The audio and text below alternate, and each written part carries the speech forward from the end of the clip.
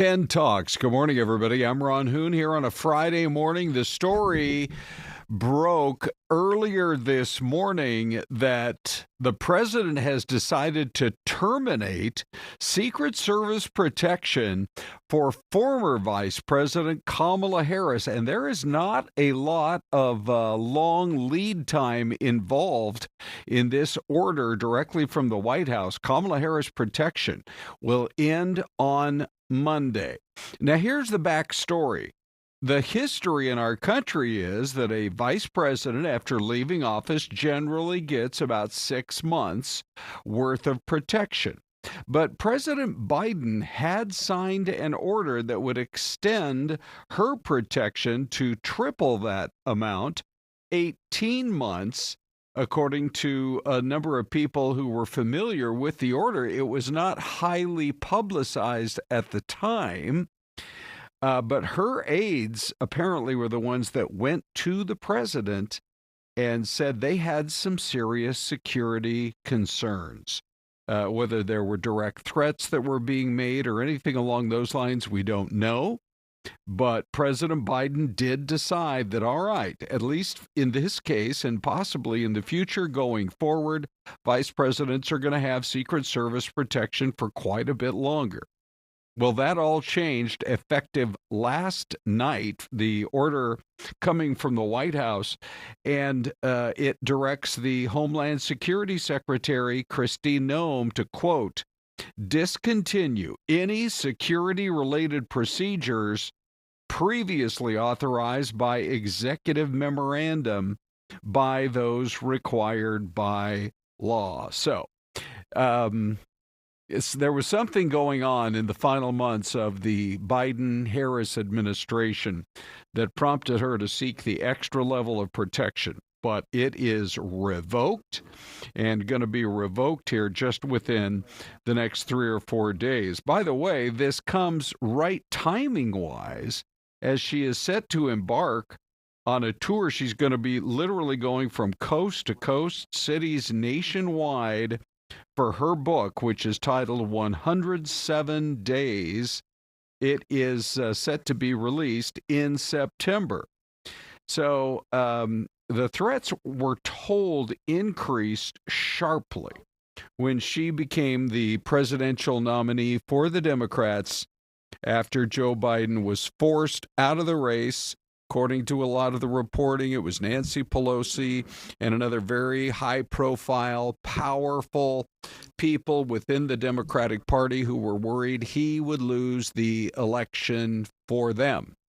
Well, it turned out Kamala Harris basically lost the election for the Democrats, despite high hopes and a big bump in the polls in those first few days after the nomination fell from Biden to her. The fact was that as the campaign went on, she just did not connect with enough voters. So, revoked is the headline. The president makes the decision, and the former vice president will lose her Secret Service protection. Now, I'll just say that's our poll question right up front. Generally, we save our poll question for a little bit later, and we'll check in with Dave on the Dave Cam. He's going to be looking, when you vote, if you grab that QR code right now, we'll see if these numbers move around at all. But right now, 100% of you are saying, look, it's fine. 6 months is all former VPs managed to get in the past. Your other options, in fact, I'll go over to the YouTube poll. Those numbers are a little bit different here. In fact, quite a bit different. Already over 200 votes where this is dangerous. There are too many potential threats out there. That's at 30%. 67% saying it's fine. And then 4% say, look, that book tour starts soon. Just leave it in place for at least a few more months. So that is certainly one of our big stories this morning, and we would love to get your input on it. And you can go right to YouTube, make your remarks. But now you can also grab that QR code. There it is one more time. And Dave looks through remarks in both of our sources. So here at 10:05, Syleste joins us well. Good morning, Syleste. How'd the show go? It went great, Ron. Yes? Yes, finished off strong. I thought I saw a moment where I thought you were going to lose it. about a half hour ago. What were you and Ty snickering about? So Danielle was live this morning at EJ's auction house. Oh, yeah. And she was looking at rings that were up for auction. Okay. In comparison to what the jumping off point was Taylor and Travis's engagement. Sure. So her ring is supposed to be about $5 million, up to $5 million is what Taylor's ring apparently cost. Wow. So we went to EJ's, Danielle did, and took a look at some rings, and one of them was 8 carats. Okay. And Ty said he might put it in as a nose ring. And it was just the thought of something that large on your face. Sitting right there on your nose. Oh my gosh. It was huge. It would be a conversation starter. Oh, for sure. Like, what is that on your face? Yeah, that's for sure. Oh, brother. Okay, on to the rest of our stories this morning, and we're sure glad you guys are joining us. We love everybody in the chat box. There was a bomb scare here in the Valley yesterday. We're learning a lot more details about it this morning, and here's what we know. It was at a military base. Turns out a man showed up at the Papago Military Reservation with a potential explosive device in his car. Police say the man from California drove here to the facility at about 52nd Street in McDowell. If you've ever driven down McDowell, right up through the Papago Buttes, you know where we're talking about. His SUV was searched by the bomb squad, and then they put a big shutdown in effect for several hours. But wait till you hear the backstory. Turns out the guy somehow got the device and wanted to turn it over to the military. That was the story that he was saying. So we at Fox 10 got in contact with the brother of the guy, and he said that the device was the tip of a mortar shell that he had found. How far back? We're not sure.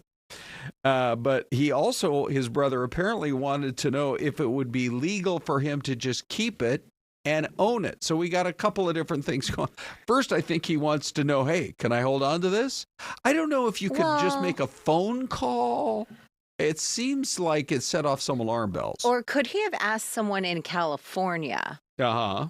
He drove from California is Correct. What the story was, Yes. all the way to this one, military base. Mm-hmm. I'm sure he might have passed a few others on the drive here. Yeah, no kidding. Luke Air Force Base is in the West Valley. Correct. You're going by the Goldwater Gunnery Range out there, between here and Yuma. You did have plenty of options. So it is it's a bit bizarre. I think there's a lot of loose ends that need to be tied up. We have a few stories like that. It's 10:08. Thanks again for joining us. The heartache continues in the Twin Cities in Minneapolis. When I was there, Syleste, I should just point out, just a 3 weeks ago, they had a memorial set up for another horrific shooting instance where one of the most popular state legislators, she and her husband were gunned down by a crazed guy with a gun. And so, they're still dealing with that tragedy. And then we get this story out of the Annunciation, the Catholic Church, the Annunciation Church and School there in Minnesota. Well, now it was a chance for family members, as hard as it would be, to come forward and share some of their thoughts. And so the father of 8-year-old Fletcher Merkel, who died during Mass, spoke to honor his son's memory. Yesterday, a coward decided to take our 8-year-old son Fletcher away from us.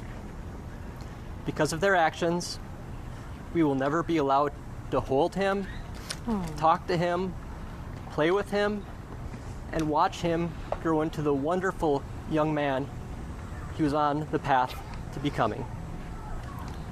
Fletcher loved his family, friends, fishing, cooking, and any sport that he was allowed to play. While the hole in our hearts and lives will never be filled, I hope that in time our family can find healing. I pray that the other victim's family can find some semblance of the same. Over the past day, I've heard many stories accounting the swift and heroic actions of children and adults alike from inside the church. Without these people and their selfless actions, this could have been a tragedy of many magnitudes more. for these people, I am thankful. Moving forward, we ask not for your sympathy, but your empathy. As our family and the Annunciation community grieve and try to make sense of such a senseless act of violence. Please remember Fletcher for the person he was and not the act that ended his life. Give your kids an extra hug and kiss today. We love you, Fletcher. You'll always be with us.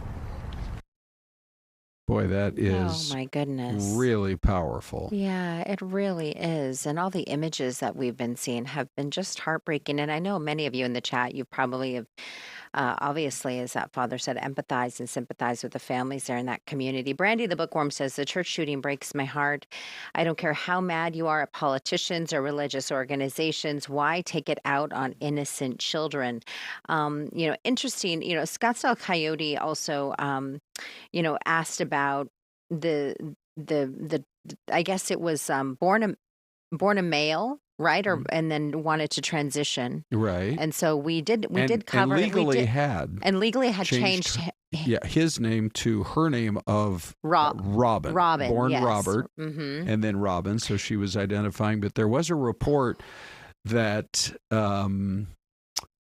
that Robin had made a comment that she was tired of being trans and said something to the effect that she might chop off her hair on the day of the shooting. I mean, so there was a lot of other pieces, and I know Scottsdale Coyote, we can't share a lot of this on the air on television. Sometimes we don't have the time to do so, but that's why this exists, this platform, because we can share a lot more details. Sure. But Ron, you and I were chatting about that yesterday. When you hear more details about these stories, I think it was after the shows and we were at our desks, it's like, oh man, it just breaks your heart. You think what was going through their mind at the time. And I think we all echo exactly what Brandy is saying. I mean, this is a community. Our chat is a real community and a chance for you guys to put your feelings out there. And when Brandy says, why take it out on innocent children? Yeah. You're 100% right. That's for sure. Okay, we are going to take a break. Thank you for spending some time with us this morning on Fox 10 Talks. At this point, we run right to our mystery cam. Where do you think that good-looking city is? Back in 2 minutes. Give us your guesses.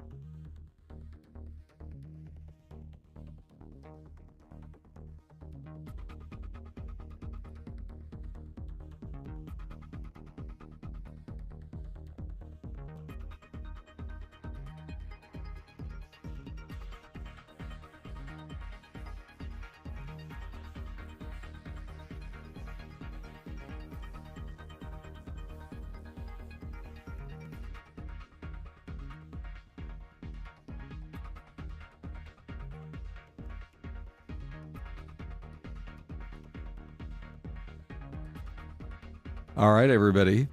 Here it is. It's our mystery cam picture of the day. It's a beautiful tree-covered city. It is. With a very unique-looking structure right up front. That is going to be a pretty big clue. So I think it looks a little bit like the big art display we have outside the Cronkite School. Oh. You know, like across the street, there's like, yeah, you know what I'm talking about? The netted thing. That thing has a name, the net thing. It has a name. Yeah, and it's a big piece of art. I think the city paid like an artist $1 million or something to put it up. A lot of money. Ron, have you ever thought about being an artist? You can make a lot of money if you're an artist. What would you make? I would paint something. You know, I like going out to the Scottsdale Celebration of Fine Arts every year to look at those painters. You remember when we were there that those one year? Artistes. Yes. Yeah, that was cool. Sure. Let's see. I have to disqualify myself because this was the mystery cam during the show. Okay. And so I know where this is. Let's see. A couple of you are guessing. B. Miguel says Canada. Yeah. Let's see. Lil Philosophy is going to go with Kansas. And Ron, are you going to go with something? Well, let's see. Desmond has Kentucky in there, but I do have to disqualify myself. I've been to this very location many, many, many times. In fact, when it popped up, by the way, Linda says maybe Ohio. And I could see that could look like a skyline in Ohio. But Celeste, go ahead and reveal the answer, and then we can talk about what. Okay. So this is kind of the answer, but it's not. So I'm just going to show you Mystery Cam 1 because this was a wrong. We had a situation behind the scenes. Anyways, we had a situation. And that would be the good title of a book. Yeah. We had a situation. This is Spokane, Washington. Yeah, and we're going to give it to Ong. And Louis also guessed Washington, and somebody else was in with Spokane, Dennis. Yeah, Dennis in there as well, Dennis Niven. So as soon as that popped up today, Celeste, I was getting kind of homesick. One of my aunts, Aunt Jeannie. She lives in Spokane. I went up there, several months back. And took her out for dinner. I said, sky's the limit. Where do you want to go? She chose Olive Garden. Oh, I love Olive Garden. I love it too. What do you order when you go? I chow down on their breadsticks and their salads. So by the time I get to the pasta, it doesn't really matter. Right. I do. Well, it's all you can eat, right? Right. And that Zuppa Toscana soup is delicious. Yeah. So good. Now look at this. Everybody being so super honest. Brandy's like, I disqualified myself as well because it was on the morning show. Yes. There you are. It was. But so the backstory, and there is an amazing backstory to this, that was the centerpiece of the World's Fair in Spokane in 1974. The president, Richard Nixon, despite 74, things were going bad. Watergate had already happened. But he came all the way out to Spokane to kick it off. Wow. The largest pavilion there belonged to our mortal enemies, the Soviet Union. Really? Yes. So you were working in radio back then, right? I was in high school, but I certainly went over. Yeah. But a lot of my radio buddies do talk about those days. It was pretty incredible in Spokane. I also have a buddy, my best buddy from college lives up there. And I went up a couple of years ago and just got up early in the morning. I love to do this and just kind of walk around the town. Yeah. It's a beautiful downtown. Is it really? I've never been to Spokane before. Put it on your list, All Celeste. right. Coeur d'Alene, Idaho is right next door. All right, enough about the Northwest. Ron, I love this shot of our mystery guest. Wait a second. I thought I pressed the 2 shot. Oh, that's the guest. That's the 2 shot. It's a great shot of the we do have a mystery guest arriving. That's for sure. In fact, we're going to bring him in right now. You guys, let me see. I think he's all set and ready to go on our Zoom. So, hey, we're really happy to have Bryan himself. Bryan Norcross, one of the big names at Fox Weather, joins us today. Bryan, how are you? All right, Ron and Celeste, good to see you. Yeah. Nice How's the Valley of the Sun this morning? It's a little muggy. We've had some rain, good rain this morning. Little monsoony lately. I was sitting out, night before last, because we had that, you saw it. You saw the massive haboob that we had earlier this week. Yeah, incredible. But ever since then, the temps have dropped. Yeah. There was like a summer breeze around 7 at night. And it's actually, when temps drop into the 80s around here, we love that. Yeah, Bryan, have you been to Arizona before? Oh, yeah. I've been in Phoenix many times for conferences and used to have friends there going way back. I celebrated my 30th birthday in Phoenix with Is friends that from college. right? I've heard about you in Scottsdale. I Good, think your yeah. name is on the wall of a few of those They ladies' still tell bathrooms. those I stories. love Yeah. that stadium. Yeah, sure. Well, belated 30th birthday wishes from Syleste. Super Yeah. belated. Yeah. Yeah. But we wanted to bring you on today to talk a little bit about one of the most historic weather events in our nation's history and just get some perspective from you about it all. Yeah, Hurricane Katrina made landfall in southeast Louisiana and the southeast of New Orleans. It was 20 years ago this morning, and then a few hours later in Mississippi.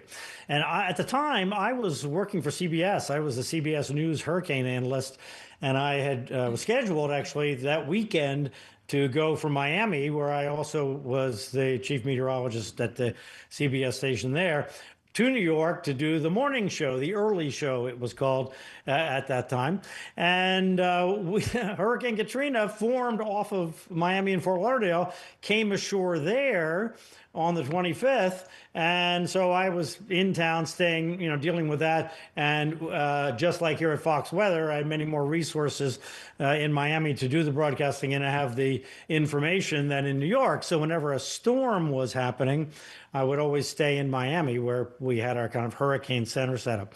So I was on that morning, and the message for the first 2 hours of that show was so far, so good. No catastrophic problems in New Orleans.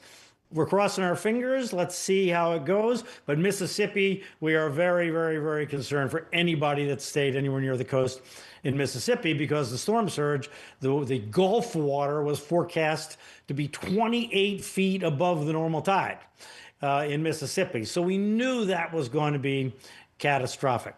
Well, then at 9:15 Eastern Time, 8:15 Central Time, I have one of my compatriots in the back, meteorologist working with me, was monitoring radio from New Orleans.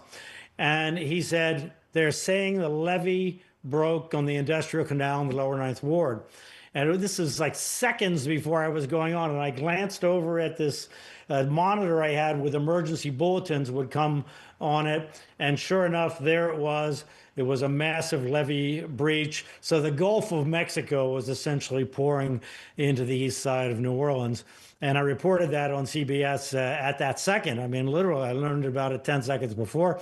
And then it just went all downhill from then on. The water came in on the north side. So essentially the north and east side of the city went underwater up to the second floors of homes. And then, as you know, it just became a catastrophe of incredible proportions. And we lost contact with our crews there because the communications went out and the power went out in the city. And it was a very, very scary time for us, not to mention, of course, I mean, what was going on for the folks that were in New Orleans.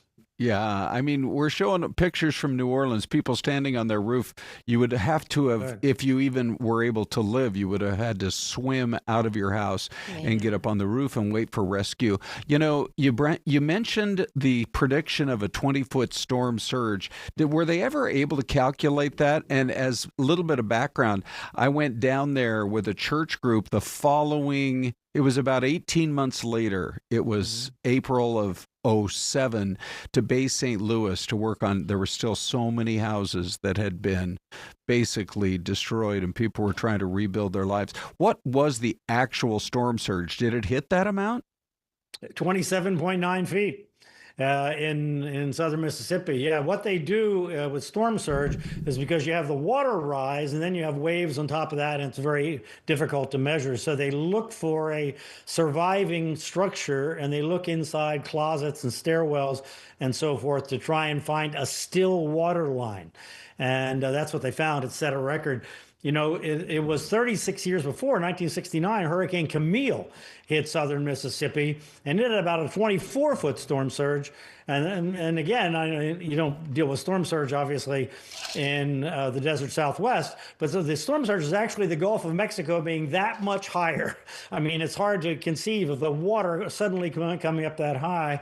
But, after Camille, I was there that February after Camille, and you just couldn't imagine anything could ever be worse. And then Katrina came along, and it was almost 4 feet higher and more destructive than Camille in basically the same place. It's really incredibly tragic. And to this day, by the way, Ron, if you go to southern Mississippi, you don't see debris around anymore, but the signs of Katrina are everywhere. You have a house, and then you have 2 empty lots, and then another house, and some streets are kind of filled in. Other streets have lots of empty lots where they just took the debris away, and nobody ever rebuilt. And the population of many of those towns went down significantly. Bryan, we were just playing a lot of that older video, from 2 decades ago, and it's hard to imagine, that it actually took place. It just takes you right back. We have a pretty active chat on YouTube, and we have a question from one of our, a member of our community here online. Brandy the Bookworm asks, Army Corps of Engineers said they didn't make the new levees, weren't built to withstand increased water levels, have yet to fix them. Why? And do you think this flaw will cause another disaster? We just have a 1 quick minute here, if you can answer that one for us. Okay, sure. So what happened was there was a hurricane in 1965, Hurricane Betsy. Federal government funded and then poorly administrated the building of those flood walls, and they weren't built well. Okay, they failed in Katrina. The new system they've put in there is fantastic. So the idea is the new system can be topped, but when the water goes down from the storm, it'll stop coming in. So they should be able to deal with the water that comes into the bowl that is New Orleans with pumps and so forth. So we have very high confidence in the new system. People still need to evacuate because we don't want to get trapped people in there. But they should hold up to any hurricane that comes along. Well, I can say this. We were excited when we knew we got a chance to talk to Bryan. Fox Weather, your team really is incredible, and you just have this breadth of experience from all your years there. So, Bryan, we hope you'll come back and visit with us again sometime. All right. I hope so, too. You guys have a good day. You too. If you're ever in Phoenix, come on over. Sure. We'll take him back out to Tempe. When I was last there, it was Cool TV. Yeah. In that station. Okay. Yeah, that was a long lot time has ago. changed. Yeah. Okay. Break time. Different And world. great having Bryan on. So we'll be back in 2 minutes.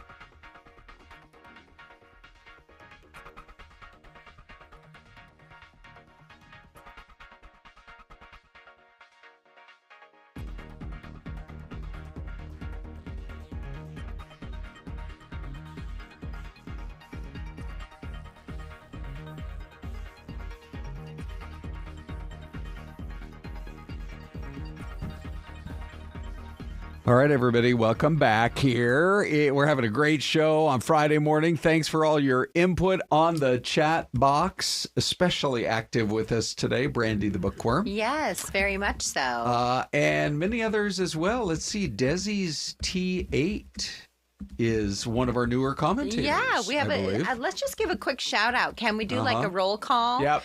Brandy the Bookworm, Darla Nickel, Louis Gonzalez, Linda Monterth. We've got Lil Philosophy, and we also have this morning Scottsdale Coyote, Charles David, Curtis Lathan, Mr. Palvaline, and many, many more. Tyler Lewis is he asked Ron, do we still have the World Fair? That was our mystery camera if you missed it this morning, Spokane, Washington. No, we don't. It kind of bums me out because those were truly world events, but I think almost every single time they lost money. Oh, really? Yeah, and so that was sort of a disincentive to keep having them. Yeah. But that was an iconic structure that you saw. It marks the skyline, makes Spokane's very unique. Yes. A few years before that, about a decade before that, Seattle got one, and that's how we ended up getting the Space Needle. It was built for the World's Fair. Wow. Yeah. And it had the clear bottom when they built it. The glasses. Does it have a classic glass bottom? Does it have a clear bottom? Does it have glass bottom on the Seattle Space Needle? I think there's a portion. There's a portion of it where it has glass. Correct. Yeah. By the way, they've constructed a new elevator that's a double-decker elevator. It's one of the very few in the whole world. Wow. So you can get in and get ready to ride, but you also have like 20 people on top of you on the second floor of the elevator. Who is in there testing that one out? I don't know. I don't know. Maybe their mayor. Who knows? So Syleste came up with a great idea yesterday, and we are following up on it now because she said we should do our favorite pictures of the week at the end of the week. Mm-hmm. And we want to get you guys your input on it as well. But I'll just kick it off because this was the picture that prompted the whole thing. Chandler and Gilbert firefighters were out knocking down a house fire in a cul-de-sac in Chandler. And you just see this firefighter holding on to that kitty. He's in full gear, with the oxygen and everything else. And I mean, it's just such a tough job in the summertime.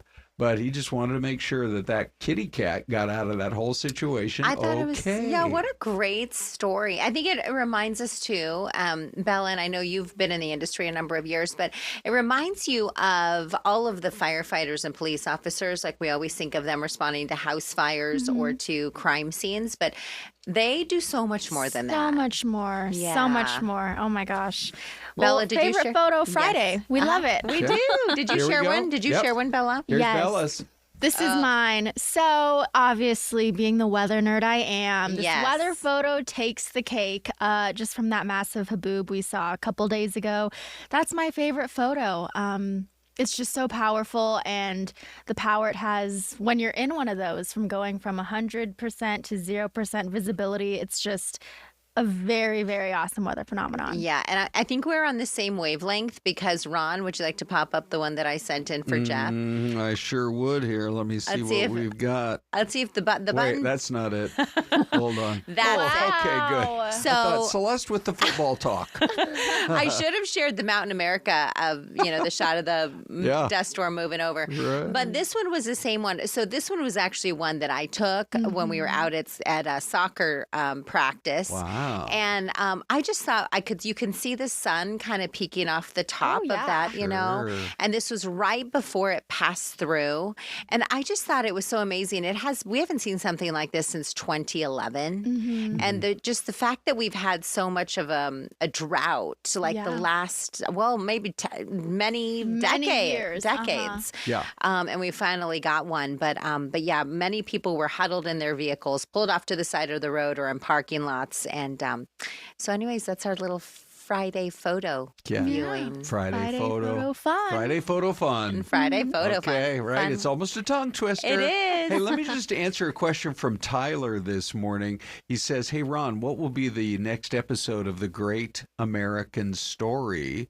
And I'm going to reveal it because we just shot it, John Netzel and I, just a couple days ago. And then John does an amazing job going back and basically just kind of finding all the video. But we're going to talk about, to me, me, the man who could have been one of our top 10 greatest presidents, but his life was cut short by an assassin's bullet. I was actually explaining to the grandkids yesterday that there was this weird curse in the United States where every 20-year cycle, were you guys aware of this? No. Every 20-year cycle, whoever became president then would die in office. Oh, wow. 1860, Abraham Lincoln shot down by an assassin's bullet. 1880, James A. Garfield, that's who we're doing the episode on, is James A. Garfield, shot down by an assassin's bullet. The year 1900, William McKinley, shot down by an assassin's bullet. What about 1920? I wondered if you were going to ask about that, Celeste. And in that case, it was a sudden, massive heart attack, totally unexpected, and it killed Warren G. Harding. Oh, 1940.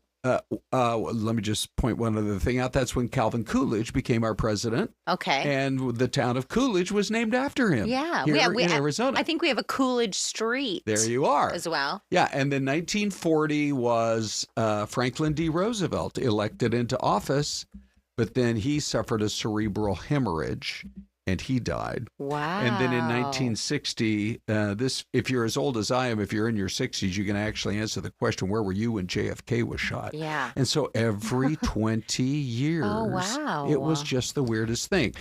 And so then they wanted to know about 1980, and I explained that's when the curse was broken. So Ronald Reagan was shot. He was elected in 1980, and he was shot, but he survived.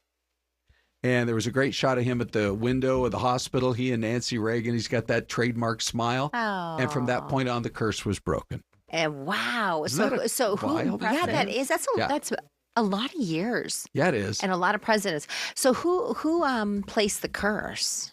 I don't know. Maybe that person was a little like a witch or something. Okay. So you'll just have to tune in. Ron. Ixnay on the Itchway talk.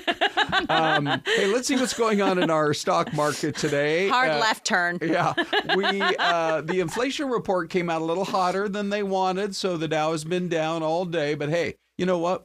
It was just a few days ago we hit an all-time record high, so some selling is to be expected.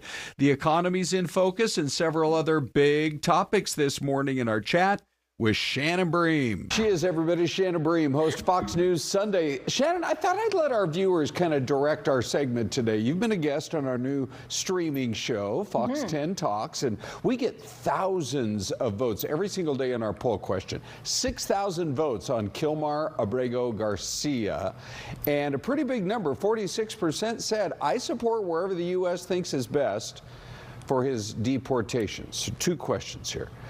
How do we know what happens to illegal immigrants, no matter where they're deported, El Salvador or Uganda? And then also, here in the U.S., if activists can find sympathetic judges, are these facilities like Alligator Alcatraz going to be shut down almost as soon as they open? Yeah, and I think the interesting thing with the legal challenge to Alligator Alcatraz is that it wasn't based on immigration policy. It was based on environmental policy. So the judge who ruled against them there, and listen, Governor DeSantis says this thing is on appeal. They feel like they're going to win ultimately.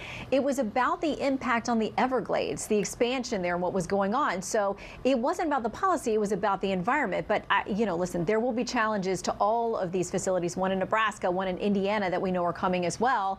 So we'll have to wait and see how that plays out in the court system. But as for people that we deport, I can't answer that definitively. I think if we send them into custody somewhere else, we probably have some kind of tracking.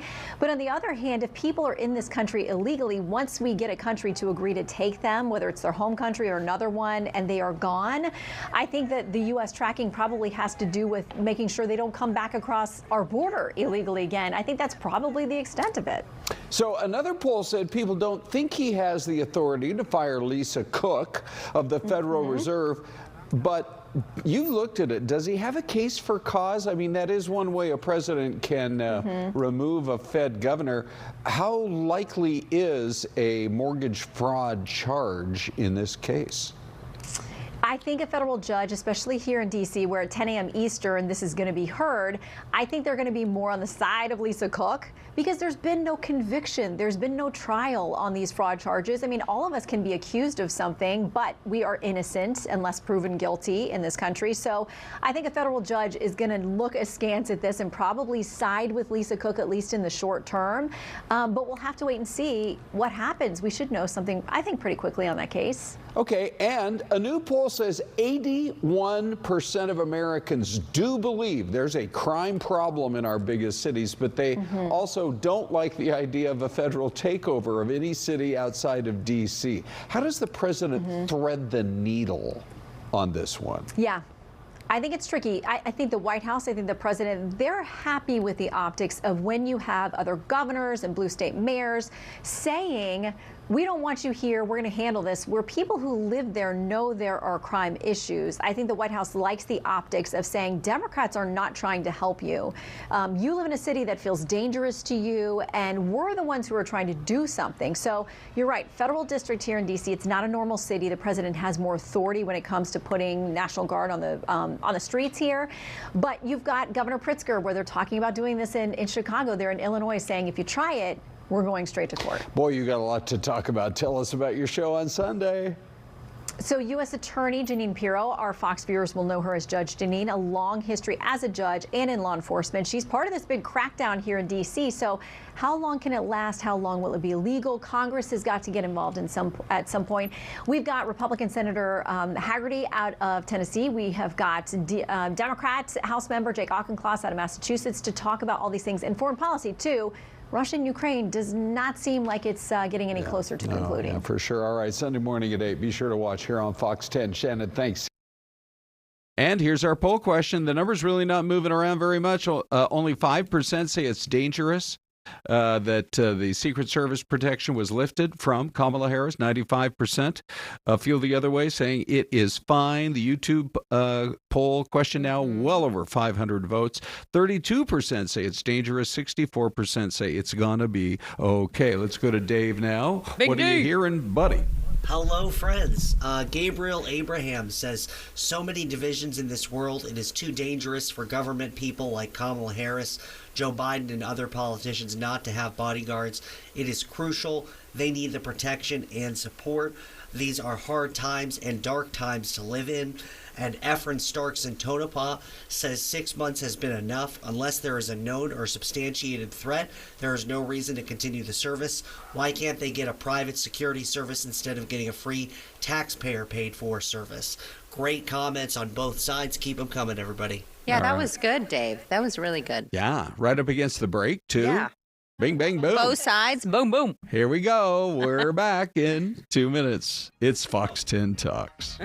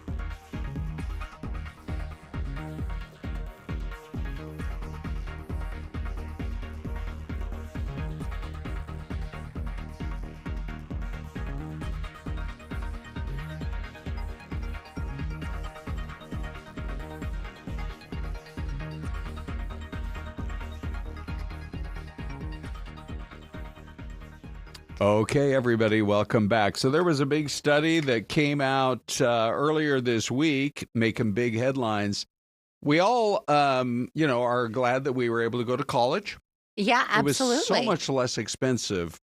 Back in the 70s, to go to the UW, University of Washington, one of the top universities in the country, it was about $550 a semester. Are you kidding me? No. Wow, I know. a semester. So it's like $1,100 a year. And gas was $29.9 in the 70s. 29 cents. Yeah, I know, it was crazy. Oh my goodness.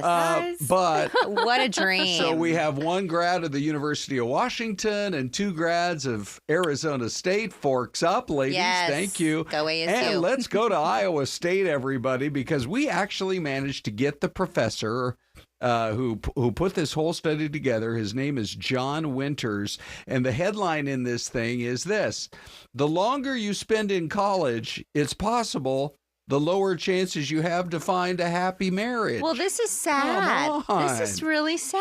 I know. John, why are you smiling?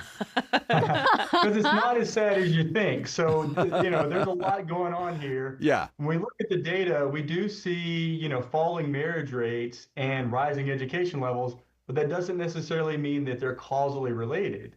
So we actually look at the data, use some, complicated statistical techniques, and find a more nuanced story. So specifically, what education does is it often delays marriage. So people aren't getting married so much in their early 20s or even late 20s, or maybe not even early 30s, but we do see kind of a catch-up effect later in life. So again, it's kind of this nuanced thing. People are maybe taking a little longer to settle down, a little longer to find that life partner, a little longer to get married. But as they kind of reach older ages, they do kind of end up at marriage rates the same they would regardless of education. So how much education are we talking about? I mean, is it just like a bachelor's degree, an AA? Is it a master's? When we say, when you're looking at how much schooling people are going through. Yeah, that's a great question. And we really look at kind of throughout the educational distribution. So we're ultimately estimating like an average effect. But most of the influence is happening kind of between not having college and having college. That's actually a big margin or a big change, a big life change for people along a number of dimensions. So maybe somebody, goes to high school and doesn't go to college versus very interesting and gets a bachelor's degree. And then, we do find some other things that, going to college and graduating also affects who you marry. And part of that is it exposes you to different people, different networks. So it turns out if you go to college and finish college, you're actually more likely to also marry another college graduate. Oh, because maybe you meet them in college Well, even, sure. and then we think that's part of the story, right? You meet those people in college, or sometimes going to college puts you on a career track where you maybe interact with more other people with college degrees. And you may end up meeting people in your career later on. One of the things I wondered when we were first reported on it, the number, it's not statistically huge, but it's noticeable, with a 4 percentage point drop per year. Part of it is that you're aging, maybe, maybe you're not as hot a catch at 32 as you might have been at 22. Ron, I don't know. I mean, when you're in your 30s, you are in your prime. Probably. But here's what I wanted to ask John. I wanted to ask, does that clock start ticking that very first year that you're in school, or is that after you get your degree and then you stick around for another year? Yeah, no, that's a great question. And a few things about marriage. Marriage, is kind of this cumulative thing. A lot of people, once they get married, they stay married for the rest of their life. So if you look at like marriage rates among young people, they're very low, right? So but they kind of accumulate over time. Of course, not all marriages do last forever. But in terms of thinking about how do the various kind of educational levels matter, I think there is this idea that people have milestones. And, I guess for better or worse, while people are actively pursuing education, a lot of people do decide to kind of put off marriage. And honestly, college is also sets people up a lot of times for these very time-intensive careers. So maybe you go to college, maybe you get a master's degree or professional degree, and then you jump into a career that also takes a lot of time, takes a lot of energy and effort, and that may push back your marriage a little bit too. So it definitely, again, delays marriage, but and that, that's kind of one of the main findings. But again, we're saying once people get kind of into their mid 30s, maybe into their 40s, they are married at similar rates regardless of it. Might shock people to know that in previous generations, you had on college campuses, you had college dorms. And then you had married student housing, and those were the things that looked like Quonset huts out on the edge of campus. Wow. All you married folks go live way out there. Yeah. So, here's a question for you, John. So among the people who were older, like in this study, let's say they got a doctorate degree, were those people more likely to stay single longer than it sounds like? We just have about one more minute with you, if you don't mind. Yeah, absolutely. So there is this kind of small portion of people that getting high levels of education does make you less likely to ever marry, even through older ages. So there are some people that you get a lot of education and then you just never marry. But the other side of that is this higher levels of education also promotes stable marriages, so people are less likely to be divorced or separated. So at older ages, those things kind of cancel out. Some people are kind of, offset each other. Some people really just never get married because they get a lot of education. But some people actually just have more stable marriages in part because they got a lot of education. Maybe some people are too smart for their own good. Oh, isn't that the truth? I can think of a few people I work with. Let me just ask one quick closing question, John. I've been to your campus there in beautiful Ames, Iowa. I loved it. I love the campus at Iowa State. Did you meet your wife on a college campus or no? No. So I actually met my wife in high school. So, we can go back even further than that. But that's less common these days, right? Yeah, sure. High school sweetheart. I know. What a great story. Okay, well, you're a wonderful guest. Next study you come out with, check us out. We'd be glad to chat with you. Thank you. Okay. So, you guys, we're going to move on to the state of Arizona has issued a bear warning. Yeah. Through through Game and Fish. I don't know that we have a preponderance of bears like suddenly, appearing up in the woods, but people are going to be out camping in huge numbers this weekend, and they just wanted to make sure people are aware of the threat. Yeah, definitely. And we have our bear expert here, Bella. Oh, yeah. Why's that, Bella? Well, when I was down in Tucson, when I wasn't reporting on the weather, I was on the animal beat. So me and Arizona Game and Fish are very tight because whenever there was an animal warning, I was on it. And for some reason, there was a lot of bears in southern Arizona around the mountains. Okay. Coming down out of the Catalinas even, or? The Catalinas, the Rincons, but especially the smaller areas, more rural areas, closer to the border. So Bisbee had a lot of bear issues. Wow. And I got to go report on them. Yeah, my favorite was there was this rogue black bear, and he was running around Bisbee, which is a beautiful little town like nestled in the mountains. This bear was running around Bisbee. He was breaking into people's homes and stealing their food. This is like a Goldilocks story. It is. Yes. Oh, we had video of this bear flinging open cabinets, taking food, breaking into garbage cans. So yes, Bella, the black bear expert. Okay. We're going to go from Bella, the black bear expert, to Batman in his PJs. Did you guys hear about this story? I'm just going to roll the video. Cute. And if you guys at home or in the chat box as you're watching, if you haven't heard about it yet, here it is in a nutshell. So this is a guy in his Batman PJs takes down a burglar. Kyle Mevitt was sound asleep when he gets a security alert on his phone at 2 a.m. Hey, something's going on out in front of your house. Look, there he is in the Batman PJs. He's not changing. No. He's a kind of a superhero anyway. So he says, he checked the camera. He could see that somebody was rummaging through his truck.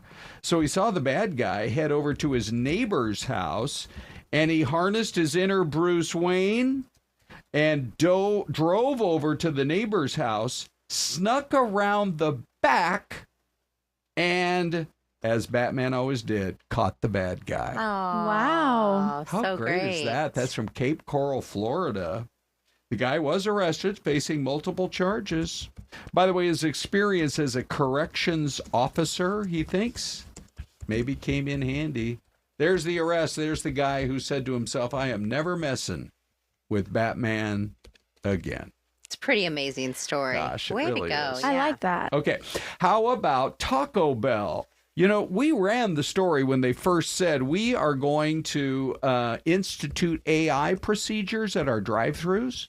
And we all thought at the time, what could go wrong? Well, the Wall Street Journal now is saying they are rethinking the whole thing. Customers have been going on to social media to voice their frustrations. Others have trolled the AI order system into fake orders to overwhelm the system. Apparently, one prankster showed up and told the AI voice at the Squawk Box that they wanted 18,000 cups of water. Oh, my goodness. Yeah. So maybe AI is not smart enough to say, sorry, you only get one? 18,000? Right. So executives say they're going to work with restaurants to help coach them when to use AI and maybe institute some new processes, kind of a thing. But, you know, it's just the continued erosion of personal human-to-human interaction.